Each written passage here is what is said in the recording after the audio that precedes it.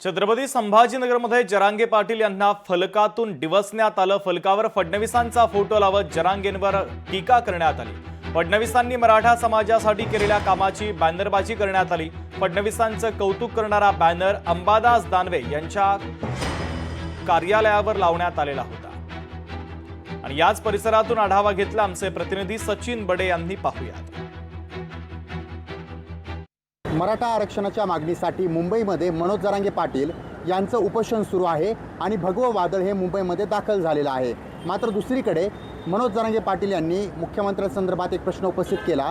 काय आहे तुमचं कर्तृत्व असा प्रश्न उपस्थित केल्याच्या नंतर राज्यातील विविध भागांमध्ये मुख्यमंत्री देवेंद्र फडणवीस यांची बॅनर पाहायला मिळत आहेत। मी छत्रपती संभाजीनगरमध्ये उभा आहे आणि आपण माझ्या मागे पाहत असाल तर तुम्हाला या ठिकाणी भव्य असं मुख्यमंत्री देवेंद्र फडणवीस यांचं बॅनर पाहायला मिळत असेल। या बॅनरवर असं लिहिलं आहे, इतिहास शिव्यांना लक्षात ठेवत नाही, इतिहास हा कर्तृत्वाला लक्षात ठेवतो। आणि यामध्ये जी योजना आहे मराठा समाजासाठी तर त्या योजनेचा उल्लेखही यामध्ये आवर्जून केलेला आहे। अण्णासाहेब पाटील आर्थिक महामंडळ पुनर्जीवित करणारे श्री देवेंद्र फडणवीस साहेब मुख्यमंत्री महाराष्ट्र राज्य अशा प्रकारचा बॅनर जो आहे तो लावलेला आहे।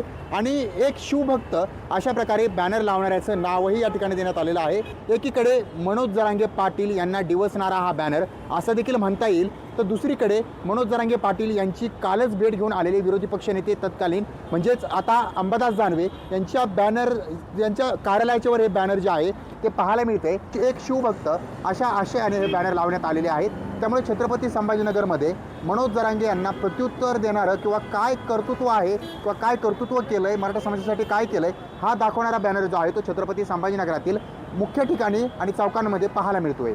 सचिन बडे, लोकशाही मराठी, छत्रपती संभाजीनगर।